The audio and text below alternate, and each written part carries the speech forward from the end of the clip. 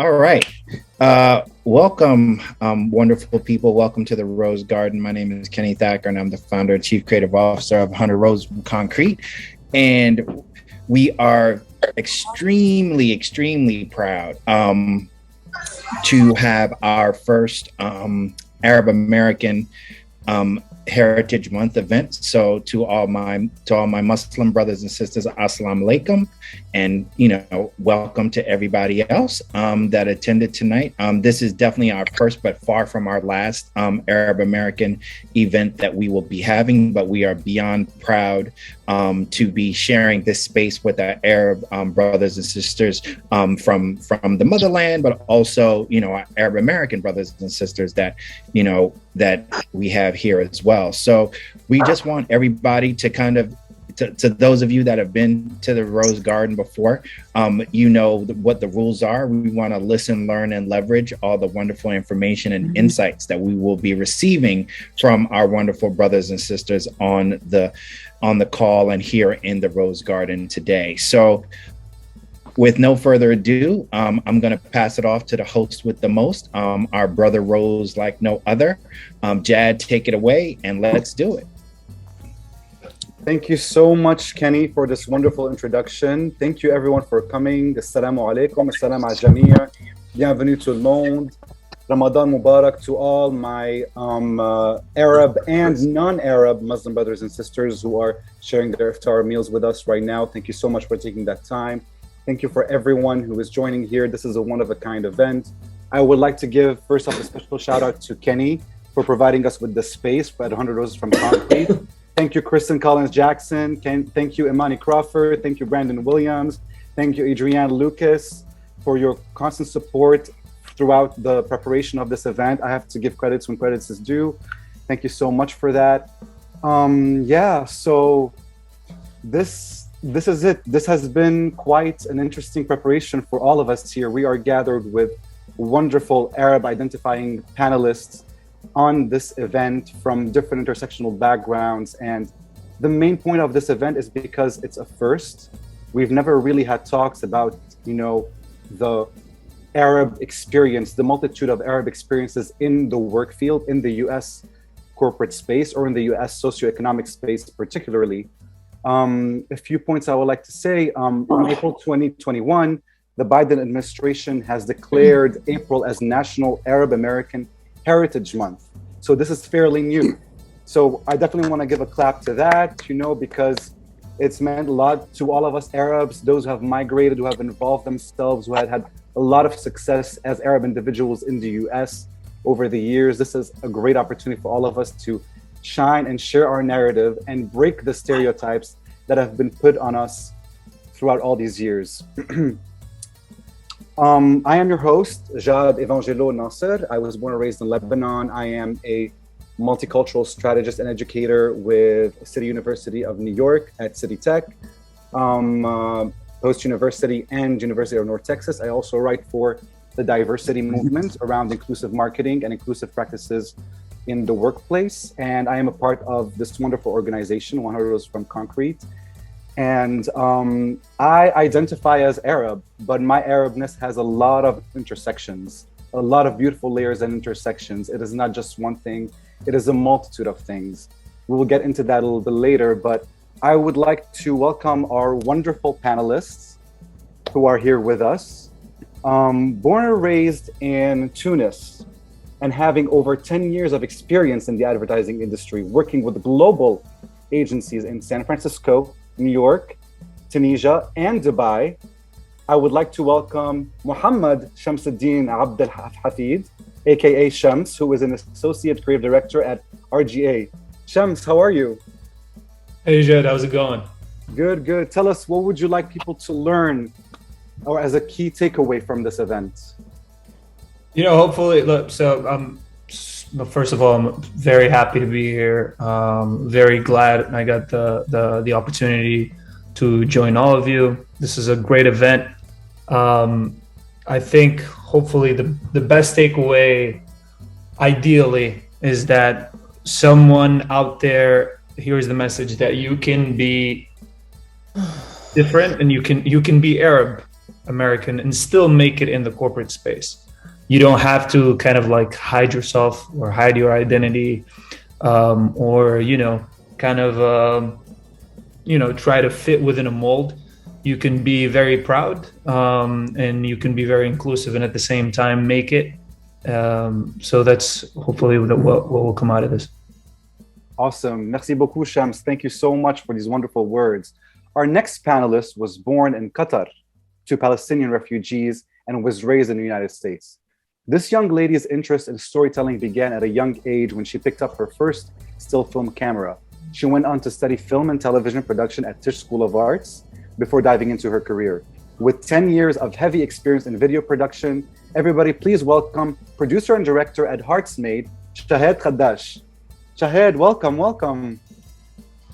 Thank you, Jad, and thank you, Kenny, for the awesome intro. I just want to say thank you for creating this space for all of us. I think this is the first time I've been in a space like this. It's usually events where Arabs are talking to other Arabs, so this is really cool. Thank you so much, Shahed. I would like to introduce our guest roses right now who are part of 100 Roses from Concrete. As an American Egyptian born and raised in the United States, unapologetically Muslim, North African, a shameless plug, she is also a member of Roses from Concrete as a graduate from our program. Usra Attalla is a graphic designer and illustrator at meQuilibirum. She co-founded an organization called Muslim Feminists for the Arts, which uses the arts to showcase Islam through the Quran and Hadith, and given her platform for Muslim women by Muslim women and men rather than the mainstream media. Usra, how do you feel about this event and what would you like to share? Hey, Jad. Thanks for having me. So definitely a little nervous, but I think I think people will be surprised of, what they hear and everything and how much they'll learn. And I also think like the number one thing, like the hardest part, I think, is showing up and everybody is here. So I think that's like definitely, thank you all. Absolutely. That's wonderful. Our next guest rose, my bi-tricultural sister, who is of Palestinian and Puerto Rican heritage. Ooh. Born and raised in the US, but she grew up in Jordan. Recently named by The Drum as one of the top 50 under 30 emerging creative females in the US and Advertising Week's Futurist Female Award semi-finalist. Everybody please welcome Amera Lulu, who is a senior art director at Edelman. Hi everybody, I'm super excited to be part of this panel. Thank you, Jad and Kenny, for creating this safe space for us to share our experiences. My main takeaway I hope people walk away with is, being Arab and Americans is not like two different experiences and doesn't take away from my Americanness, and be able to show people that we are adding value to the workspace and bringing a different perspective, and hopefully to make our industry more inclusive and share our culture with the world. Thank you so much, Amera. Thank you so much for these wonderful intro panelists. I would like to start off before we dive right into the topic with some interesting positive stereotypes, some facts, and some Arab excellence, if you want, sprinkles to start off this wonderful panel. There is around 3.6 million Arab identifying individuals in the US. That is excluding Arab individuals who have assimilated to white as a category. So there's much more than that. We'll get into that a little bit later. Arabness has so many layers. And yes, I would like to highlight the fact of Arabness. Arabness has so many layers. Yes, we would like to put it on as a race, but not particularly a race based on skin color and complexion. It is a race based on the Arabic language, the derivative of that language into a multitude of cultures and certain cultural customs that are common within Arab countries. Ethnicity, skin color, complexion, and even religion and social and cultural history is very different and diverse within the Arab world. There are three top religions in the Arab world, which are Islam, Christianity, and even Judaism. But there are like 40 more. In Lebanon only, there's like 50 to 60 different religions in such a small country of like 4 million people. So imagine in the Arab world how many different religions are. Yes, there are Arabs who identify as black. Yes, there are Arabs who maybe see themselves as white. There are Arabs who are brown skinned. There are Arabs who are olive skinned, who are mixed, who are multiracial, multi-ethnic. So Arabness is very diverse. It has so much complexities. And that is a whole other event and panel. but we just wanted to bring that up to everyone for those who don't know. And a disclaimer, when we're referring to Arab in this context, we are mentioning any person who identifies as Arab on their own, and any person who stems from a culture or a country where Arabic is the dominant language. So we just want to make that clear, because we do not want to dictate anyone's experience, but in this context, it's all about empowerment. I would also like to say something, that Blackness is a part of Arabness. I remember once at a panel, scholar Afifa Lutfi, who identifies as Afro-Arab, mentioned something around the integration of Blackness and Arabness, talking about mostly Afro-Arabs. Again, another whole panel, but I do want to say that like Blackness is empowered within Arabness, and it is a huge integral part of Arabness that cannot be excluded. There are around 22 countries in the Arab world which are part of the Arab League, stemming into 2 continents, Asia and Africa. Hence, the dominant region is the Middle East and North African continent. Most Arabs are multilingual, English, French, Arabic, due to French colonization, you know, and like English and American imperialism, of course, but along with other languages and a lot of other accents and like colloquial and cultural derivatives of the Arabic language. So it's not just one language, it's so many.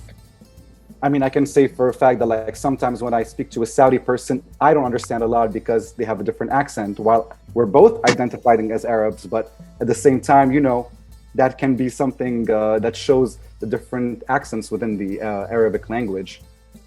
Aside from having Arab migrants in the US, there are Arab migrants around the world, West Africa, France, the Caribbean island, Canada, Australia, Latin America, and there are huge cultural intersections between Arabs and other cultures. Some notable professional Arabs who have made it big in the industry are, that I would like to say, Albert Baladi, CEO Beam Suntory, multilingual, Lebanese American, US Congresswoman Rashida Tlaib, Palestinian, Arab, Layla F. Saad, New York Times bestselling author, East African, Arab, Afro-Arab, Muslim, Shakira, Lebanese Colombian, Salma Hayek, Lebanese, Mexican, Zoe Saldana, Puerto Rican, Haitian, Lebanese, Ruba Abu Nama, Palestinian and a huge famous executive director, Rami Youssef, Egyptian, Arab, actor, and Manute Bol, Sudanese American basketball player. If you take all of these wonderful people and see them in a group, you'll see the diverse complexity of their complexion and their experiences. Now, I would like to dive really quick into the first topic of the night, which is the US Census and how it has categorized Arabs. I would like to bring up Chamsseddine to the first topic. I would like you please to share your thoughts on the US Census regarding categorizing the Middle East and North African region. Please do share your personal experience regarding that matter. What do you think is problematic about the census? And in your opinion, how should it be written to reveal more accuracy? The floor is yours. Yeah, I'm not going to claim that I'm an expert in the census, but I think that the census is almost a result of years and years of policy making that have impacted how Arab Americans are seen and how they've immigrated and how they've come to the US throughout the years. So right now, as an Arab American, I would have to fill out the census and categorize myself as white, which is very, it kind of like throws a huge drape on a lot of people, like whether you're from North Africa, like my case, or from the Middle East, or if you have any, you might have grew up in Latin America and you're Arab, and there was always this discussion of adding MENA as a category in the census, which is Middle East, North Africa. But the reason why we have to fill ourselves as white kind of stems from a very old Supreme Court case, which is the first case of an Arab American presenting themselves and saying, I would like to become American. I would like to be naturalized as American. What happened is when they've pushed that for that agenda, back then, to become an American, you had to be white. There was no other way. If you weren't white, you couldn't be American. So what happened is they argued they were Syrian or Lebanese. Back then it was the Levant. So there wasn't like this distinction between Syria and Lebanese. And they said, this person said, because I am Christian, and because we have a complexion that's a little more on the white side, you could argue that we are white and we deserve to be American citizen. And so they argued their way all the way to the Supreme Court, and the Supreme Court granted them that distinction. So what happens there is that became the model for immigration to the US for Arabs.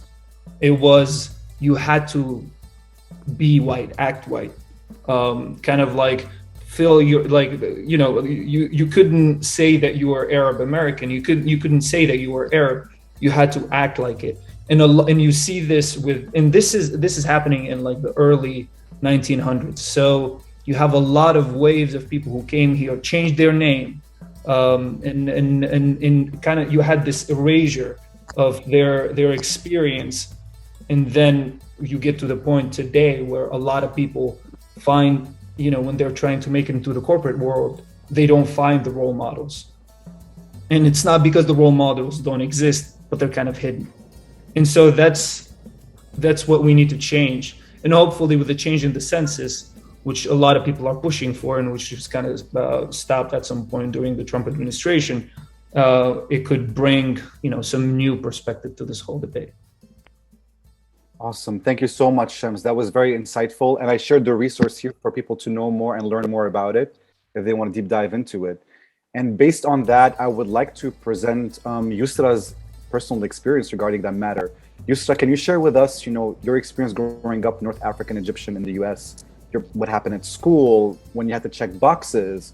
What do you think was problematic about the history being taught about the MENA? And what do you think should be done, in your opinion?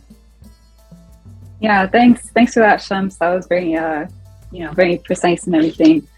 So I'm going to just, as Jad said, just kind of go in with my personal experience. So kind of like bringing like the actual like lived experience aspect of that. So I know for myself, I used to always check the other box growing up. Like I would read the categories and I'd be like, okay, I don't fit any of these boxes, other. And then I remember when I was in high school, so you can imagine I've been checking this box for like ever, right? It was the first time I saw like in parentheses next to the white category, I saw Egypt, Lebanon, and ETC or like something like that. And I raised my hand and I was like this was like a standardized test or something like that. And I was like, I think there's something wrong here, essentially. Like, I was just like, what do you mean I have to fill out white? And she was like, well, according to the census, you're white, so you got to check that box. Go back, fill it out properly, and give it back to me. And I was kind of like, okay, like, this is odd. And then from then on, like, I would basically check other if like there wasn't like that parenthesis, and I would just go back and forth, like, depending. But like, I know like Shahed once mentioned to me, like, like you can't like they actually fix it for you. But I know like just like another experience, for example, I once got my report card back and it listed me as Asian as my race. So of course, like, whoever did that had the assumption that I was Middle Eastern and not North African. I know like my cousin, who is like medium brown skin, like much darker than I am, he once told me like, oh, I just check like a different box every time because like, what's the point? Like, it doesn't matter, it's inaccurate. He basically took it as like a joke. Like he like didn't really take it seriously. So that's that, like, about the census. And now I'm just going to go into sort of like what I think, like the issue is with like how MENA is taught in like the United States, especially like in my curriculum from my personal experience. I'm sure like other schools maybe did like a better job at this.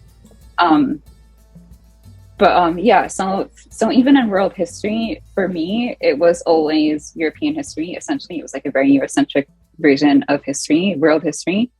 And I remember like every year it was like the last month was Asia. And then let's say like 2 weeks was like Africa. Like the last 2 weeks, it was like, okay, let's talk about Africa. And you're talking about like the largest continent in the world. So So that's that. And of course, like Egypt did get like some like world history recognition just because of, you know, the pyramids and like one of the 7 wonders of the world and all that good stuff. But of course, like history of Egypt in terms of like what was like Egypt like 100 years ago, let's say, or something like that. Like the one parallel there once ever was of modern Egypt was after, like I remember like after like ancient Egyptian clothing, it was like, oh, like nowadays Egyptian men wear like galabeyas because it's hot out. So it's just like a galabeya, by the way, is like just like a long it's just like a long garb for like, again, like, yeah, just like because of the heat. So it's not inaccurate, but it's like the image was like portraying people playing soccer, and it was like, this is not even like convenient. Like no one really does that too often, I wouldn't think. Like you wouldn't really see that. So again, it's just like, of all of Cairo, of all of like, you know, Egypt, like this is like the modern context that's highlighted. So then you have those people that are like, oh, like, are there cars in Egypt? Are there like, you know, like you just like get like all these like, people just assume you're riding camels, which by the way, Egypt has 0 camels minus domesticated camels. They're all domesticated, which is a fact that I learned in my camel research. But yeah, so that's, you know, just like a rundown of that. And then I'll just share like one more quick experience, Jad, because I think this is like in a nutshell, the Arab experience. So there was this one class that I had in high school where there was an exercise and they essentially said, here's a whiteboard, write down all the different races you could think of. This is like a class project. Write down all the different races you could think of and all the stereotypes you could think of for them. So you can imagine the Asian, the Black, the Middle Eastern, North African, like that category, like what those stereotypes look like. And you have like, you know, these high school kids like laughing, like writing things down, like they're like getting such a kick out of it. And Middle East, North Africa, Asia, like South Asia was all essentially one category that didn't make sense. I don't even remember what they listed it as, but it made like 0 sense. So I called my teacher over and I was like, do you realize like this category is like not like an act, like these are like 2 different, like, you know, like you can't say India and like Arab, like the 2 like are just like not related. And he was just kind of like, oh, don't worry, we're gonna get through this throughout the whole entire, like throughout the semester, we're gonna go through all these stereotypes. And of course, as you could probably guess, we got to like the Black experience within like the last couple of weeks, and Arab was just like not on the list. It was just like, oh, sorry, you ran out of time. So that's that experience. Wow, these are things that have to be mentioned, Usra, because like, you know, we talk about them within friendship groups, but like we don't really mention them like, you know, in an industry level. And I think what we can take out of this for specifically is like the misrepresentation and like how, you know, American systems and white supremacy is stuck on, you know, representing it the way they want to. Which brings me to say, like, this is why we have problematic things in representation of Arabs in media and film.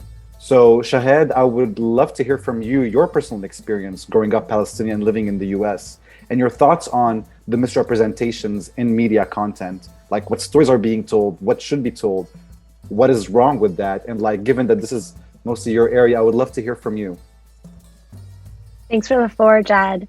Yeah, so my name is Shahed, and I lived most of my life in New Jersey, but my parents emigrated here in 1991 when I was only 2 months old.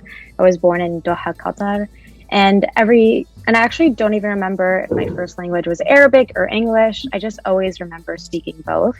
And every summer, my parents would take me and my siblings to visit either Palestine or Qatar. So I was connected to the Arab world the same way that I was connected to the middle-class American suburb that I grew up in.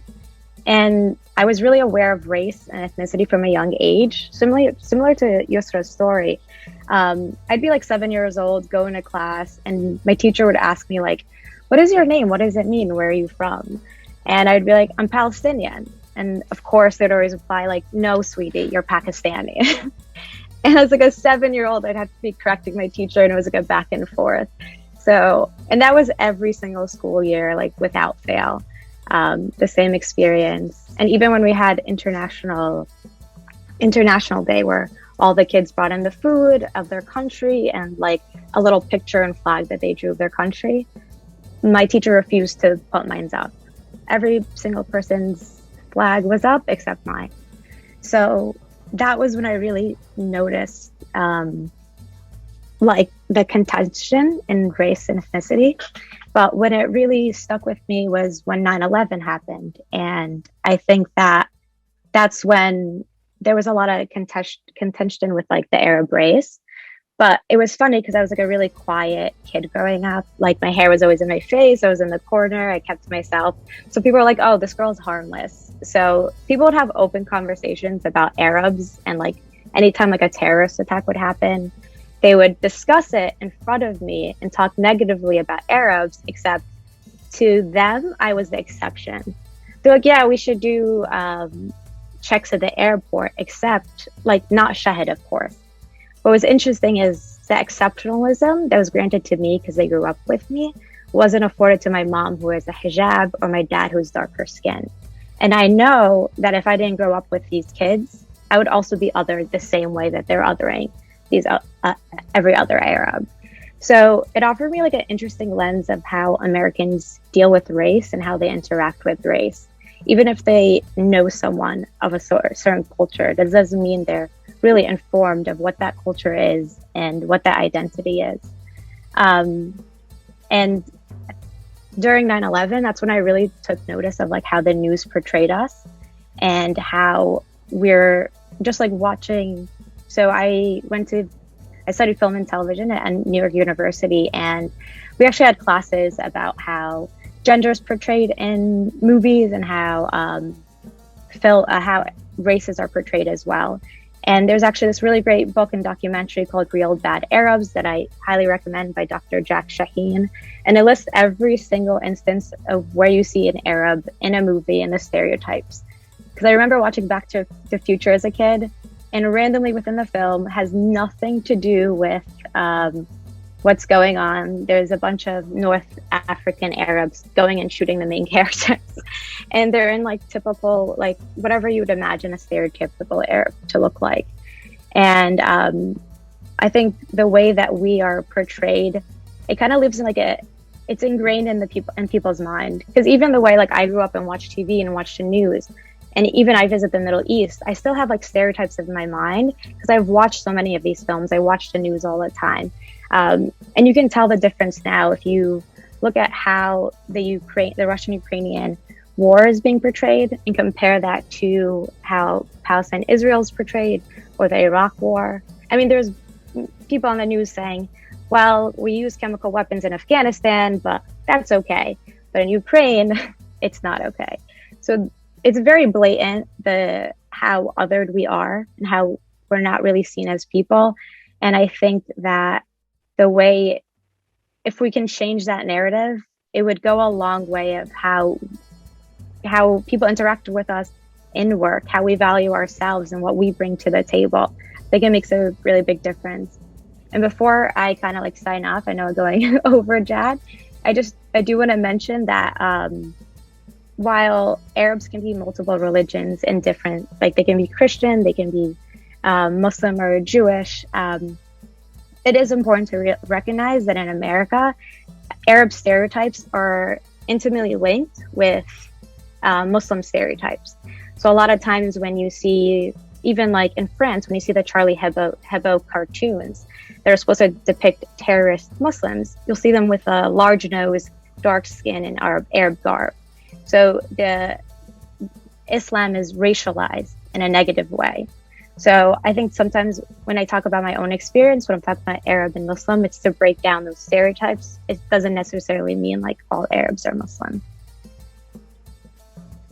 Absolutely, Shahed, and thank you so much on that. I think, until this day, a lot of people cannot take away Arabness from Islam. They're integrated, but Arabness is integrated with so many other avenues, not just Islam. Islam is a huge part of Arabness as well, but it's not, it's not like, the same thing. So we really wanted to make that, and thank you for pointing that out.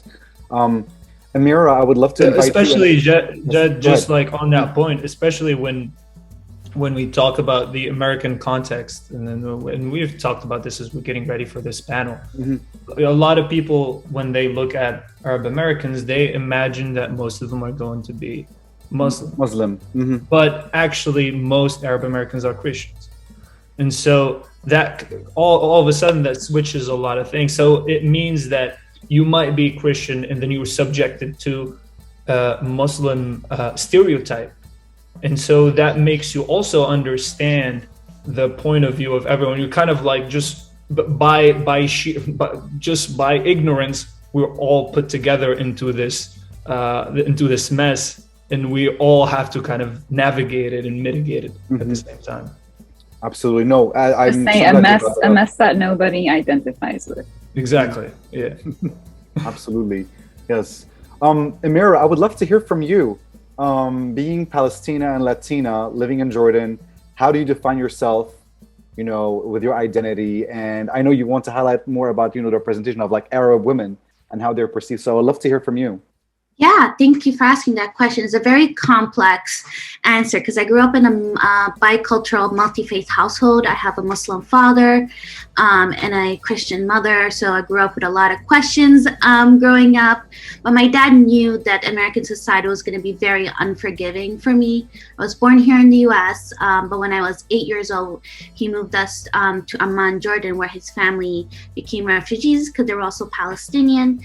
And he really wanted me to grow up having a deep understanding of my culture and my language and being proud of where I come from, especially coming from like my Puerto Rican side of the family didn't really embrace me. They were also subjected to this stereotype they saw in the media, and they're like, oh, like you're not one of us. But then growing up in Amman, it was a really great experience, and I'm really grateful that I got that experience in growing up in a society where a lot of people look like me, and I didn't realize that I was unique till college, because when I moved back to the States, I went to a private Islamic school in Brooklyn, and Brooklyn's been very multicultural, and then I went to CUNY and City Tech, and that's also very multicultural. And it didn't hit me till I started interviewing and entered advertising.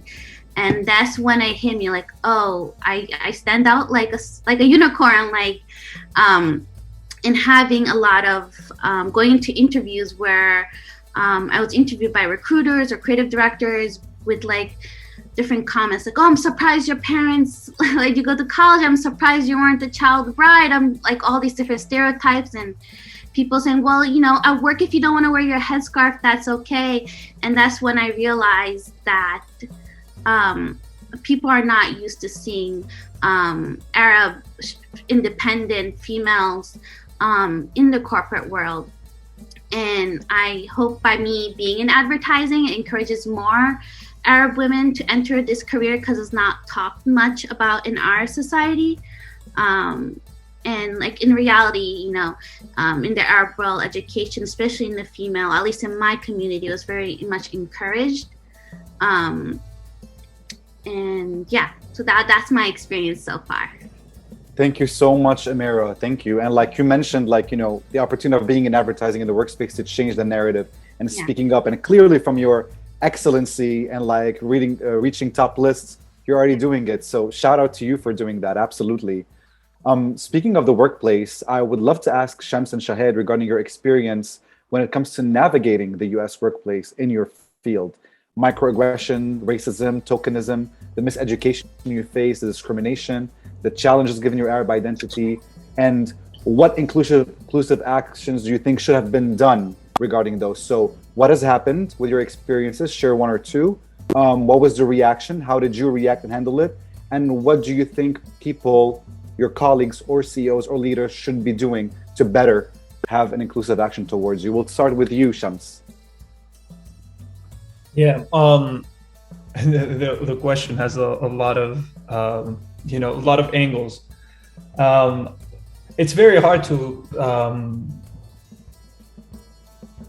kind of like wrap up the whole experience here. I think overall, the biggest thing is I just want to maybe I would qualify it as ignorance, not necessarily ignorance in a bad way. It's more like oblivion, really. They're like, it's almost like I'm an alien that just showed up. Wait, you're from North Africa? How you So you're from Africa. How you're not black? You're Arab. Does that mean you're Muslim? Wait, so how do you say, like, you know, the name? That's fine. Everyone has to deal with that, I feel. You know, so then, like, oh, you're coming from abroad. How come you speak English? How you're a writer? Are you able to actually write English for people who are going to read English and like speak it on a day-to-day basis? So that's like the thing that you have to, you know, like deal with on a day-to-day basis. And, you know, I'm going to be super honest with you. I kind of bought into that model that I talked about in the beginning, where it's like you play ball a little bit, like you're trying to hide your identity. Like, I believed that in order for me to make it, I had to really downplay the fact that I'm Arab or I'm North African or whatever it is in order to kind of make it in. And then one day, once I'll make it, I'll kind of just be like, you know, Scooby-Doo this thing. And then all of a sudden I'm like, haha, I've been Arab the whole time. But then I realized, especially as a creative in advertising, as I was doing that, I became a terrible creative because I was not using my own experience. I was not coming from a personal, you know, a real authentic place. And so it just got to a point where I'm like, to hell with that.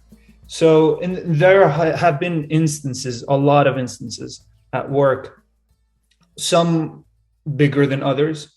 So, like, you know, the microaggressions, I feel everyone deals with them. And I don't know if I have to necessarily talk about them. But the big ones especially are when you're not considered as a creative, in my case, because that's my job. You're only there to kind of, you know, help the work have legitimacy to the target audience that's you. And I'll give you a very concrete example. I worked on an account for a North African brand that I won't name.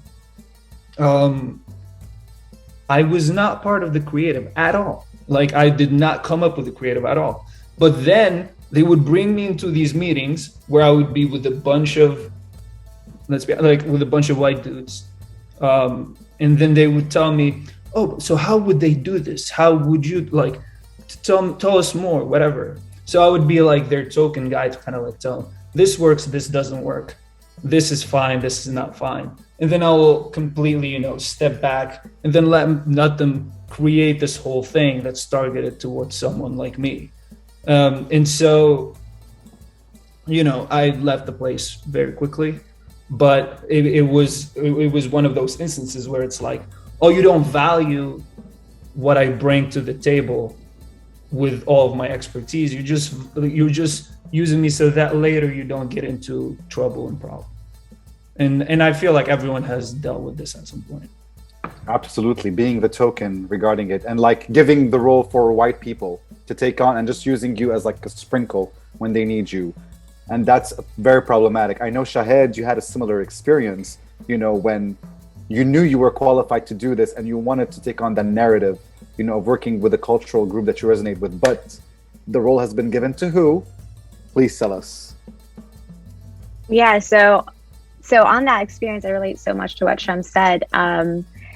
I don't want to like say the name of the company or anything, but I was working for a company that worked in the luxury sector on a specific, focusing on watches, like watch enthusiasm.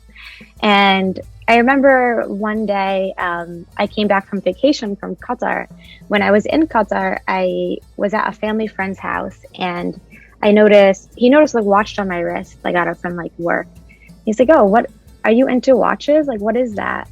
Like, I never seen a girl wearing this. And then he went and he got out his whole watch collection. It was like the most insane, one of a kind watches I ever saw.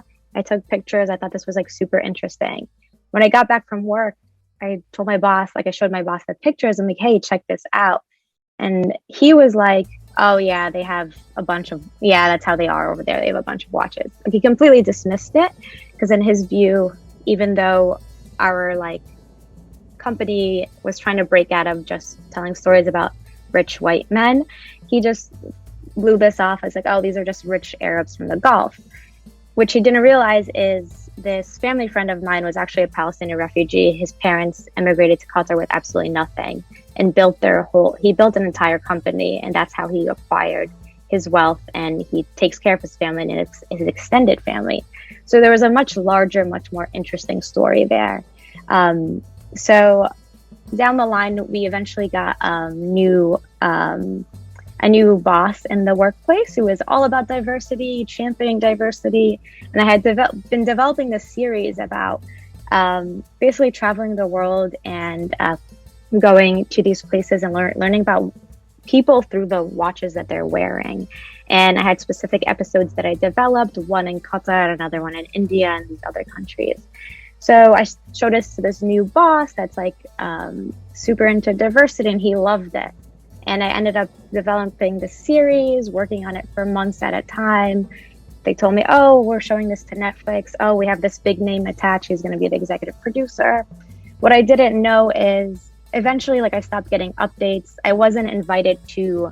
So a lot of people talk about internal meetings as sort of the housework, and the glamour work is when you actually get to do the client meetings and all that. So I wasn't able to be a part of those meetings. And I kind of stopped getting updates, asking how I'll be involved. Zero, nothing. What I didn't know at the time is they were testing the series as like a YouTube show, and it was being filmed while I was there, but with like white producers. No one knew about it except the people involved, and we're all kind of left in the dark. And it did come back to me. It's like, hey, can you edit this? I'm like, oh, this seems similar to my show. Like, no, it's a different thing. And of course, like, I ended up leaving. But I just thought it was so interesting that they wanted this authentic voice and to have more diversity, and they asked for a diverse host even. Of course, they didn't end up doing that. And they just took the idea and kind of stuck to what they always do. So that was like a big lesson for me. And that's actually the point of my career when I wasn't sharing too much about myself. And Shams, like, I relate a lot to what you said. Like, when you're not sharing a lot about yourself, you can't be creative. So that's kind of when I started to share again, and then that happened. But early in my career, same with Amera, like, I went to a liberal school, and when I jumped into the workplace, I was kind of like shocked with what I saw. So 1 week into my first job, it was all going great. Second week, this guy who was out the first week came in, and he just started. He's like, I'm not going to call you Shahed, I'm going to call you Jasmine, because you're brown, you're from like the Middle East. So everyone in my entire team, except like 2 people, were calling me Jasmine for like 2 months. And I had to explain to them how that was racist. And it wasn't until like one of my white coworkers got fed up and just like started yelling at everyone that it's to stop calling me Jasmine, that like it actually stopped. But I was just completely shocked. I'm like, this is like high school behavior. You're like taught then work is better. But what I've realized is like the workplace is kind of anything goes. It really depends on your manager and how they handle the culture that they cultivate within a company and within a sector of the company. And when I was trying to leave that company, I did an interview at this post-production house. I was doing the interview with like this HR representative, and then someone came in to continue the interview. She asked me like, oh, where are you from? I'm like, oh, it says it right there on my resume, like on the top, you know, you have your name, your phone number, address. She's like, oh yeah, I see. And she like reads my thing. She's like, but where are you from? I was like, yeah, I'm from New Jersey, and I went to school in New York. And she goes, all right, but like, you know, your name, where are you from? Like, she kept harping. I was looking at the HR rep. I'm like, she looks like a woman of color. And I couldn't tell it was the lady that was asking me. And I was like super confused. And I was just like, I'm Palestinian. She's like, oh, okay. She's like, and she tells the HR rep, give her a tour of the place. This place was like 1 floor, 3 little editing rooms. And she's like, I'm not done with my questions. She's like, ask one more. Before she's done with the question, she's like, okay, give her a tour, like get her out of the room. So at that point, I started kind of like hiding who I was. The same thing like Shams said, I'm like, I need to play the game, especially being Palestinian. People think that's like such a political thing, and your existence alone is like a threat to their beliefs. But But what I quickly started to realize as I hid my ethnicity, I hid the fact that I'm fasting and who I was, is it doesn't matter whether or not you hide who you are, or what you share, because you're still a brown body in a white space and you're still going to be judged. So at this point, I'm trying to share more about myself because I'd rather be who I am and be able to be creative. And I'm still going to be judged that way. So might as well not hide who I am, and because I'm going to get judged either way for being a woman or being brown. Thank you so much, Shahed. And I really applaud you for your courage to step up and like talk about this, because I know it's not easy. So to have, this platform, I really applaud you for that. And it's great. So thank you so much for this courage and sharing that. I think everybody needs to hear that. With that being said, I think some inclusive actions, need to be done, which we will get to throughout the end. I would like to ask Amera and Usra regarding specific things that they would like to address DEI leaders or CEOs or bosses who are into inclusive actions.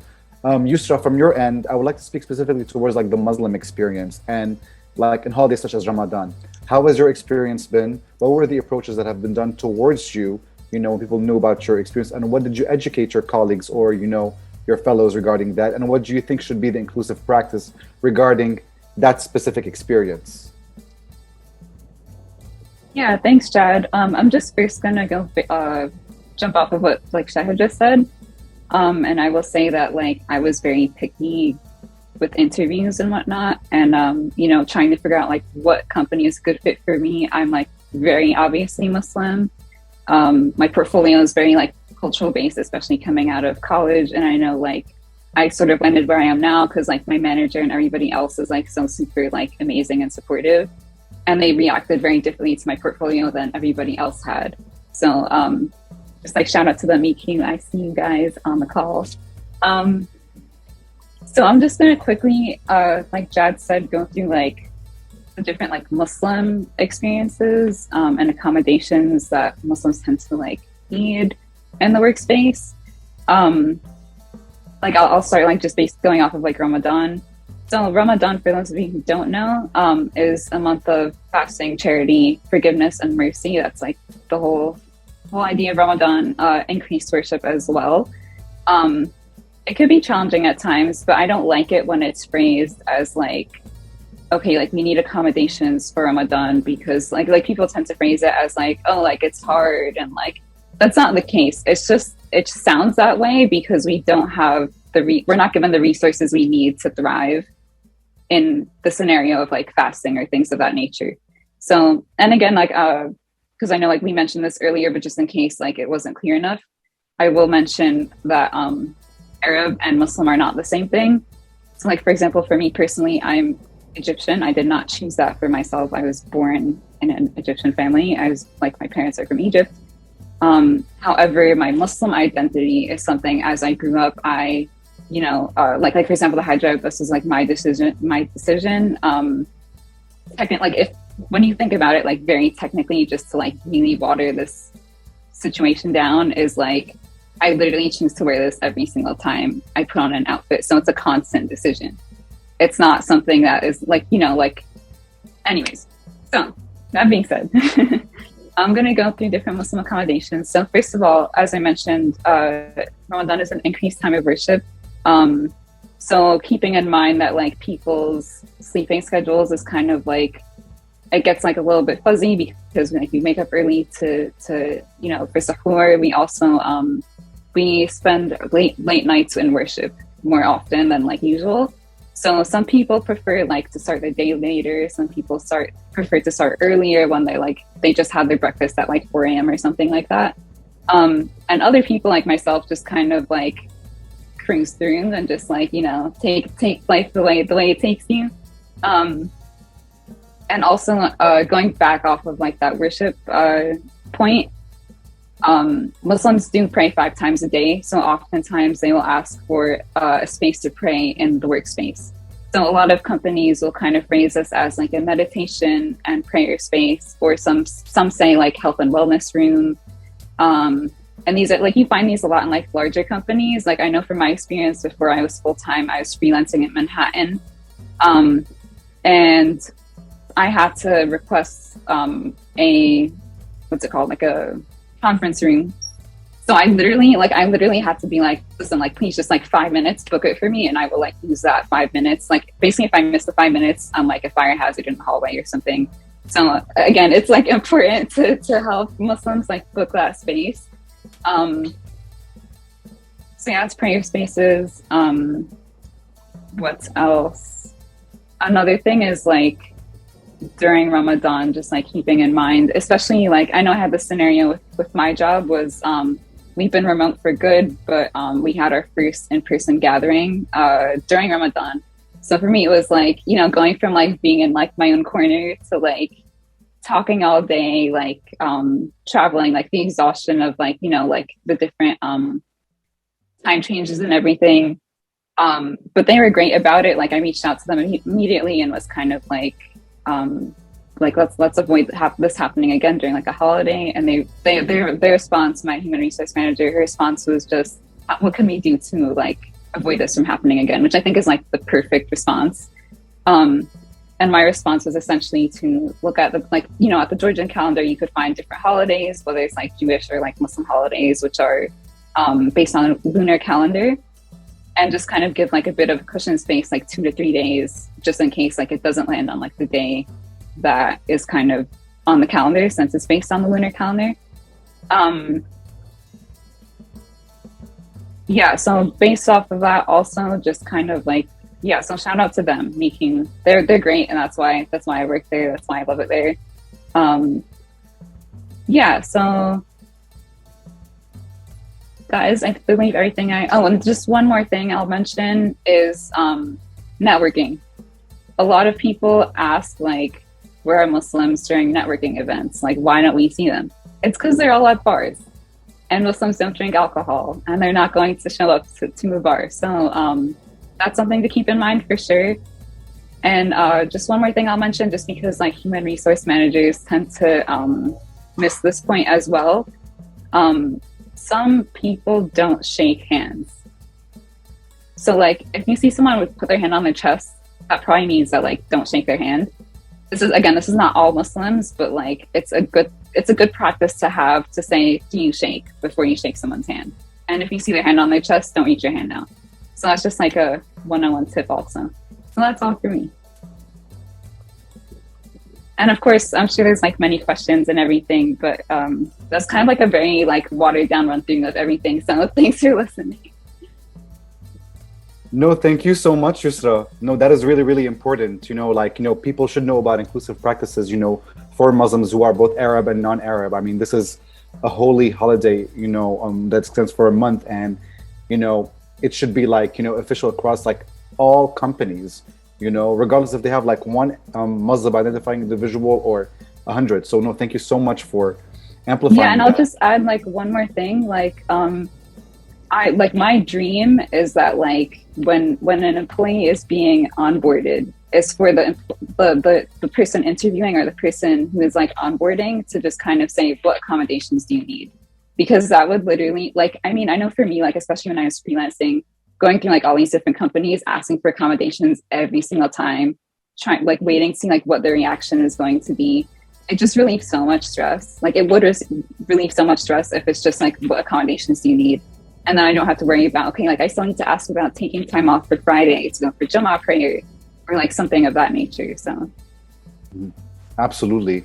Amera, I would like to ask you and give your thoughts around specifically targeting, you know, DEI leaders regarding ERGs. So ERGs are employee resource groups, and I know we have a lot of ERGs across, you know, multiple, you know, agencies and companies, you know, which are, you know, like Black American centric, Latinx, you know, AAPI, LGBTQ, Jewish communities, you know, people with disabilities, you know, for mental health.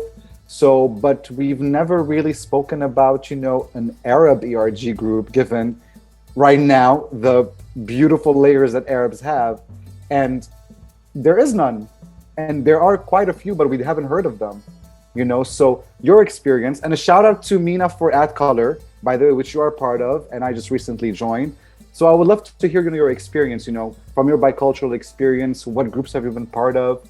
You know, from the Latinx side, have you amplified, you know, the Arab voice? I'm just curious to know, and what do you think should be done in that space? Yeah, thank you for asking that great question. For me, I've been able to kind of hack the system, going back to the conversation where for the longest time, people of Arab descent are considered white. So for a lot of people, they weren't qualifying for programs that were for people of color because we weren't reaping those benefits. I started my career in a program called MAPE, the Multicultural Intern Program from the 4As. It's an internship program. It gives minority students opportunity to intern at big agencies. But when I did the program, there were a lot of people who were shocked. They're like, but you're white, how are you qualifying for this program? And I was like, well, I'm also Latina, so that opened a lot of door for me. But a lot of Arabs are not bicultural, so they weren't able to benefit from that perk. And I feel like because of that, a lot of Arabs and Muslims are not familiar with the industry because the doors weren't open for them. And also in working in advertising, I've been at a couple of agencies, and only one agency did have a kind of Islamic Muslim ERG, but it was also kind of like lumping everybody together. They're like, well, you all share this similar, but it was like kind of like lumping in terms of culture, but like understanding that like not all Muslims are Arab and not all Arabs are Muslim. So like the biggest majority of Muslims in the world are actually in South Asia and Indonesia, Pakistan, Bangladesh, not in the Middle East, where most people associate Arabs with. So like educating people and agencies about that, and hopefully, because there are not many Arabs who work in advertising, like from my personal experience, the people I've met who are Arab, I could count them on two hands, and the people who wear a hijab in advertising, I could count them on one hand. And you know, especially going to different events and networking, and hopefully I'll be able to change that in my career, and hopefully by working with people in the industry, they become more comfortable working with people who look like me and kind of normalize it.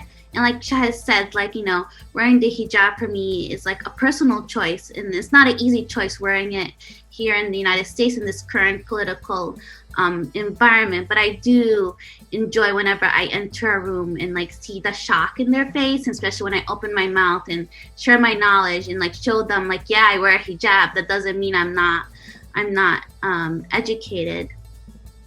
And so like I'm also involved recently with MENA with AdColor. AdColor is an organization to lift people of minority within advertising.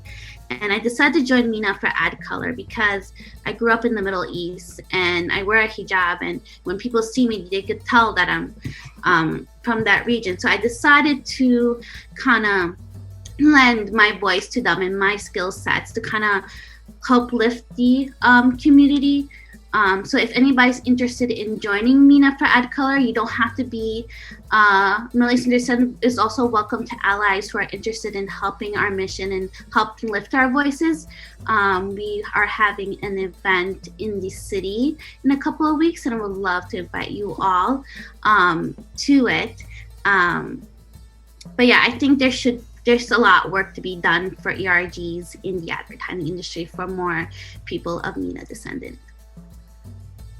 Absolutely. Thank you so much, Amera. That is really important. And with that being said, I think right now we can get to the takeaways and what each and every single one of you would like to address to, DEI leaders, to company leaders, to CEOs. But this is actually a two-part question for each and every single one of you, starting with Shams and Shahed, then Amera and Usra. What do you feel like is a value of your Arab experience in the workplace, given what you have shared, number one? And then number two is, what inclusive action would you tell, non-Arab colleagues or DI practitioners or company leaders to be more inclusive of our experience? Shams, would you like to start? Sure. Okay, so value.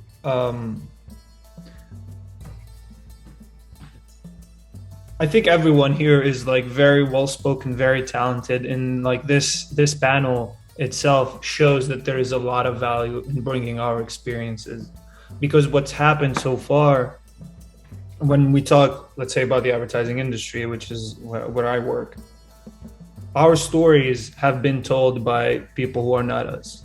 And so what happens is, at best, what we get is surface level type of insights into our communities, and then it gets rehashed, and then by the end of it, it becomes kind of like the norm, right? Like when they look at us, the stories that always are surrounding the Arab American experience is refugees, the hijab, and then that's it, because that's what they feel like kind of like pulls at the heartstrings, and that's like a very visible difference. But when it comes to like getting deeper into what are the issues that we face, and what are the things that like make us passionate and make us love this life and make us like starve to be better and whatnot, they can't find that. So we can give those type of perspectives.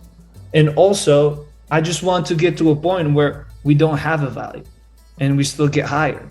Like, I don't have to have a value. There are so many people that I've worked with that don't have a value and they still get hired. Like, why can't it be us like as well, you know? Actions. I think action is just, like, I'm a guy. It's very easy, between brackets, like, like it wasn't like in the beginning I had to go through a lot of visas and whatnot, but it's very easy to hire me. Like, I can pass as white. I can, I'm because I'm a guy, I can, like, be a little bit part of the boys club, whatever it is. But it doesn't have to be this way. I don't have to kind of like be able to like sneak through so that someone from my community makes it. Like, it doesn't have to be this way. And at the same time, I don't want to turn into an influencer of sort that's like is here. I'm like in different panels telling everyone, oh, we're like the experience is terrible for us, and hire us and we can give you value, whatever it is. Mm-hmm. Like, we have actual value. Just like look around you and then you'll find it. And so the only action is to look closer, consider the people that you have around you, and then like a lot of us are very good at our jobs, and they'll make the stuff that you make very good. Awesome. Thank you so much, Shams. Appreciate you. Shahed, 1 or 2 takeaways you would like to say?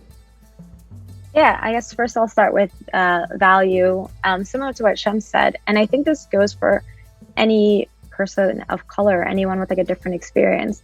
The fact of the matter is, the experiences we grew up in, whatever our background is, colors our work whether we know it or not. So if you were going to ask me, or you were going to ask Shams or anyone on this call, hey, can you write a story about a man going to work and his car gets hit, right? Very simple story. We're all going to write that differently, and it's all going to be colored by our experiences, what we've seen in the world, and the people we've interacted with.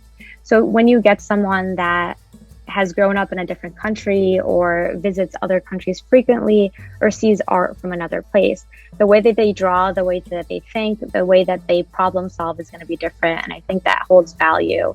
And being able to have people that think differently in a room can make problem solving, and especially in a creative field, much easier.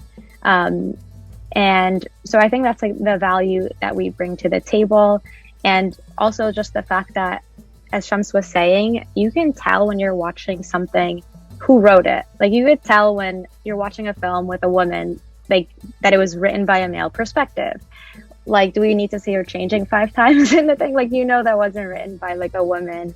And actually growing up, I got to see like this kind of transition in the American like film industry, I guess, where people want to be more inclusive to Muslims and Arabs. So you started to see, I think it was during the early like 2000s, that you start to see these films where it's like, hey, this is like going to be like Arab Muslim character, and you're going to think he's a terrorist, but at the end, he's not. So it's like, oh, we're doing something really great here. And when I was growing up, like, I love these movies, like, this is representation. And then it started to transition, right? We started to grow and see different kind of representation. I think a lot of the representation now, as Shams was saying, is the most visible ones, but also if anyone's seen the show Rami or things like that, oftentimes if there's a show about like a Muslim or an Arab, it's someone that is not very close to their culture or goes against the grain. So it's easy for someone from a white perspective to put themselves in their shoes and learn about that world. But I would love for us to get to a point where we can tell the story of someone who is hijabi, someone who is really proud of their culture. And it doesn't have to be like, oh my God, I can't believe they're not a terrorist. Like, we don't need the terrorist storyline at all in any of the films that we say, and any of the films or television that we watch. And I think in a workplace environment, it just comes down also to just your boss and how they listen to voices. Some people from different backgrounds, I know, at least like for me, like I'm not always as loud as like my white coworkers. And I talk to this a lot with like my coworker and my ex-coworker who's Filipino. We always talk about, like, we're not as loud as everyone else. But one of our bosses would always make it a point to listen to us, because sometimes there's just a cultural difference. Just because someone's not as loud doesn't mean they're not listening or participating. So it's making sure all the voices are heard and knowing what's going on in your environment, making sure like there's nothing, no one feels like threatened and everyone feels included. Absolutely. Thank you so much, Shahed. Amera, one takeaway we would like to say, final note you would like to address, please speak your heart, speak your soul, speak your mind. Yeah, thank you. I think one of my greatest takeaway I want people to walk away with is like, a lot of people focus on the Arab or the Muslim part, and it's hard for them to look past it. But after a while working, after my first experiences that were very rough in advertising, I'm really happy to be on a team that kind of like, okay, Amira wears a hijab, is kind of like your hair is brown, like this kind of normal and expected, and like hopefully, more people can experience that, where they feel welcome and not judged, and not feeling like they have to conform and change their identity for other people. And I hope that, more companies and more will realize that, we add value within our experiences, and our narratives are different, and hopefully creating marketing campaigns are more inclusive of the world we live in. And it's just not just like that one narrative, and realize that Arabs and Muslims in the world have, we are a community that we vote with our money, and we support brands that, we feel like they're seen by us, and they understand us. And hopefully more brands and more companies will realize the value we add to our communities. Thank you so much. And finally, Usra, what is the last thought on your mind? Yeah, so my takeaway actually is that I'm like looking through like what I've said and what everybody else has said, and I'm just kind of like, okay, I talked about like Mina and Sunil, and I talked about like the Muslim accommodations in the workplace. I actually did not, if anybody noticed, did not talk about discrimination whatsoever, like any of my experiences. So that is just, like, I'm just thinking of how that's like a whole nother can of worms, and how like I think like everybody else kind of like hit like the targets. For me, it's like very like, I guess like more of like an emotional topic to discuss. But yeah, that was definitely a takeaway that I had. The fact that we're so short on time. And also just, I'll just like re-mention again the fact that like I would love for, different companies to really have conversations like this more, and also to, like ask their employees what they're looking for accommodations when they first start, so that they don't have that barrier. So those are my takeaways. Thanks, Jad. Awesome. Thank you all so much. I would definitely love to end it before we go into Q&As, like my personal take and like my personal takeaways on the matter. First things first, honestly, don't dictate my narrative.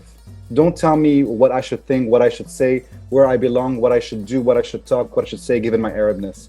I define my Arabness. We all define our Arabness. And for me, it means something that may not even be the usual, Arab thinking. Like personally, I grew up in Lebanon. I work for the Middle East and North African market, but I consider myself a child of the diaspora.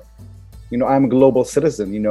When I walk into a room, it's not my Arabness that comes in, it's Jad-Évangelo that walks in. So if anything, I identify as Jad-Évangelo, and that's being multilingual, being francophone, being intersective with other cultures, appreciating, my dad's being Palestinian, even though I haven't lived experience in Palestine, appreciating, my dad's far family heritage, having, intersection with Haiti and the migration of, the Lebanese and Palestinians to Haiti, and looking into that history, and then coming here and understanding cultural intersections, and then, being part of movements that are not necessarily, part of my identity, but I understand and resonate because I have a cultural interest, because I was raised in a way, that made me curious.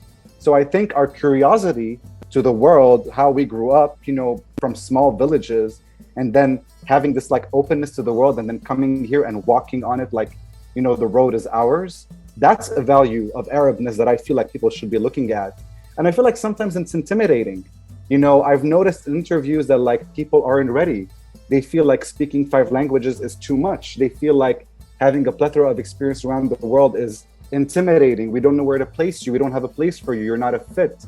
You're not a fit for us. We can't have him. We can't have her because we don't know where to fit them. We're not familiar with that experience. While a lot of people are comfortable with already existing American experiences, which is totally fine, But we want, empowerment the same way, that other communities get empowerment, but we need to be heard. And I feel like, one thing I would love to say to DEI leaders, or when you as a company hiring manager, you have an Arab identifying person coming to you, listen to their experience, understand that like, okay, I'm not familiar with that. I don't know what your experience, but you know what? I'm willing to listen. And instead of saying, you know what, let me see how I can fit you in, I'm like, you know what, just come on in. We don't have that. I'm not familiar with it. I'm not comfortable with it. You're not the usual person of color that walks into my room. You're not. But you know what? I'm going to have to take a chance because you bring something that nobody probably has. You have a curiosity or an openness to the world that, other communities do have, but I haven't listened to yours. So I think there's a level of openness, and we have to break the taboo. We have to break the taboo of the idea of the word Arab as though it's like a bad thing. Arabness is not a bad thing. It is a great thing to be valued. So I think the most important thing is listening and not giving us a pat on the back like, oh my God, you are a gem. It's wonderful that you're here. We love that. Because you really all know New York is high on like, oh my God, we love your experience. But then they never look at you because they're not comfortable with that. So I really would like people to understand our voices and understand that like there's a multitude of things that we bring given our globality, our multiculturalism, our multilingualism, and our hyper intersectionality that comes in so many different ways. So that's my takeaway. With that being said, thank you everyone. Thank you Shahed, thank you Chamsseddine, thank you Amera, thank you Usra. And I would love to leave the floor for anyone who has questions. You can raise your hand, put it in the chat. Please do let us know.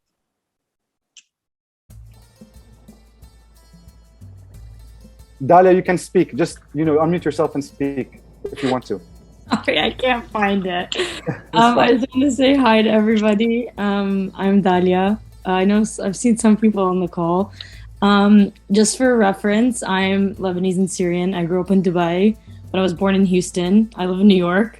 So I feel like I was really confused growing up, identity crisis. I will say that, first of all, people like you inspired me a couple of months ago to start a really small ERG at where I work. So first there was just me, and now there's like 14 of us, which has been really cool. And the great thing is that not everyone is Arab. There are people just, it's more of like a Swana group, which has been really great. I guess my question is, I feel like that was a really good first step. My second thing is, actually I have 2 things. The first thing is sometimes I feel like obviously in the workplace, things can somehow, like political talks or topics can come up. Is it, in your opinions, is this something that we should shy away from when these things come up, or should we just refer back to the culture and the food and I don't know, all those sort of things and avoid the political talks is my, I think that's my first and biggest question, because I feel like this has happened multiple times.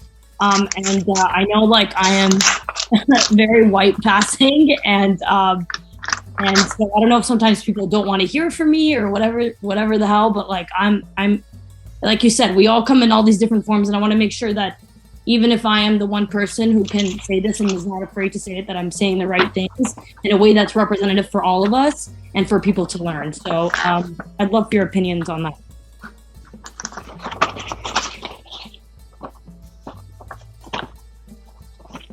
So that's actually like it's such an interesting question, because I mean I struggle with that as well. I found that like talking about politics at work can be really difficult and negative, but at the same time, a lot of the things that people think is political is actually just us talking about like basic human rights, like the basic human rights of Palestinians or Iraqis or Afghanis. So that's what's difficult. But something that last year when Gaza was being bombed and people were being evicted from their homes in Sheikh Jarrah, I couldn't focus on work. Like I was trying to work throughout the week, and it was becoming extremely difficult for me that I eventually had to tell my boss, like, I need to take a personal day. And even though my work addressed every other situation that was going on that year, they didn't address that. And he had a conversation with me just to be like, you can have this day off, have as much time as you want. But it was funny because it was kind of like difficult for him to be like, you know, with everything going on in Palestine and Israel, like he was like sweating talking about it. And then, but he gave me that time off, and I would have appreciated more if there was just that recognition from the bosses, like something's going on and people like this can be affecting people in our workplace. Let's reach out to them to do, like, I don't know if we should talk what the answer is about talking about politics or these things at work, but I think bosses and leaders should at least reach out when these things are going on and check on their employees. Yeah, another great point, Shahed, I wanted to add to it. I feel like it's important to educate people. My dad, whenever somebody tells him, go back to your country, he loves to answer, well, I would love to if you didn't know what's happening there. Like, you know, your government is contributing to this. So he likes to give people a lecture because like often the Middle East is often in the media, it's not only you hear it about it in the negative way, but you don't really understand why. And then people like to complain why we're here. And I feel like it's important for them to be educated in like why we're here. And if at least my parents, if they had the choice, they would have not come. They would have loved to stay in their country. And, you know, before all these wars tore us apart, they were thriving. And so like educating people about the rich history, to also like what Arabs contribute to science and music and cuisine to the world, and, you know, not just like that outdated stereotypes that people know. I feel like it's also important to bring to the surface. Thank you. Yeah. Awesome. Thank you, Dalia, for that question. Muhammad, yes. Hello, everybody. And can you guys hear me? All right, good. Hello, everyone, and happy Ramadan to you all. And it's very nice to see some faces. And so actually, I was hoping to hear more about what happened before you even get to have like a foot in the door, before like before you get hired and you experience all those microaggressions and all those like feelings and hidden like, you know, messages, and like you don't get invited to those meetings, so on and so forth. Like my struggle was a little bit different, that I couldn't even get in the door. Basically, I couldn't get a job. It took me so many years. I had to basically get out so much out of my way, basically just to get like an internship and get the second internship. And it was extremely hard. So I was hoping actually to hear more about this struggle, as kind of like, I personally have some friends that basically after they gone through school, like buried themselves in student loan, they couldn't break into the industry, and now they are actually basically they pursue like different opportunities, whether driving taxis or something, just to kind of like live it. So what kind of advice do you give these people not to give up and basically keep going?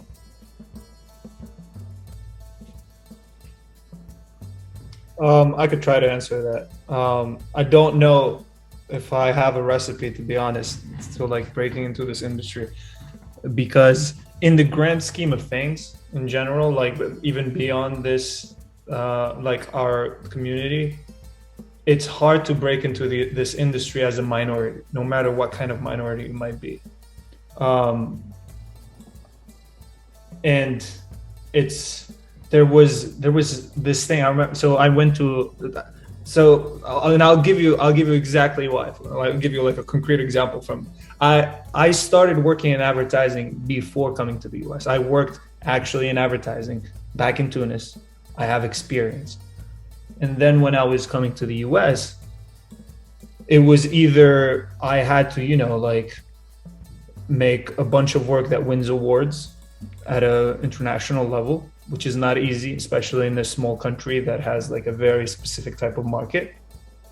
Or I could go back to school, work on my portfolio, and try to break into the industry, which is what I did.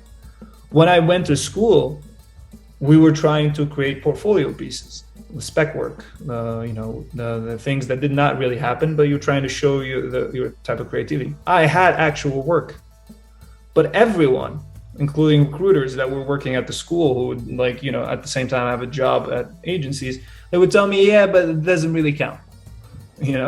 Like if someone does actual like advertising work in Europe and they come to the US, that works. But my work, not really. So there is an issue there, right? And so there was a lot of these talks. And then I remember one guy said, when you're a foreigner and you're trying to break into the industry, you kind of have to be $10,000 worth more than a regular person who's applying. And that's because that's like the amount of money they have to put to sponsor your visa. And I kind of like, I had to work very hard to show my value, to get the job. And that comes back to what I was saying earlier. Like, I don't want us to have extra value for us to get a regular job. We should not have to do that. This is a long-winded answer to tell you that I don't think that there is an actual solution outside of really just like working super hard, trying to be better than what you should be. And then once you break into the industry, try to make it easier for the people who are trying to come in. That's what I try to do, at least when I'm interviewing people, understanding that, well, you don't like, just being very equitable when it comes to like the giving opportunity to people to come in. So, like with every, and I'm not saying we're not the first people that make it into this industry. A lot of people did, and it's very hard to stay in it, and it's very hard to progress. And as you're trying to get out, it gets even harder when you're trying to be like in leadership role. So it's just once you're in, it's just making the way, like making it easier for everyone else. Thank you for that. Yep. Shams, I also would like to add, regarding this, and this is Muhammad, I know we've met before, but like find what makes you more skillful than other people that they don't have. Like, I will say this very honestly, like I literally leverage my languages. I literally had, it's like the first thing I put there, and it has gotten me places. I'm not kidding. Like, and identifying myself, as a multicultural expert has got me a lot of places, to be honest. It doesn't have to be necessarily advertising. It can be different ways. Like, I teach at 3 colleges because of that narrative that I empower, right now, and I found my way. So I think don't be restrictive to just media and advertising, but find what you feel like you're strong at, you're powerful in, and then like hone it into any kind of avenue. You don't know where it will take you, and connect with people who see that in you. Shad, I just want to add something, and not to make this like a monologue of sort, but we've talked about this. The issue to breaking into this industry is very tough. It is so tough that like global companies that target our markets are led by British dudes, people from like Australia, people from like the US, people from France, whatever.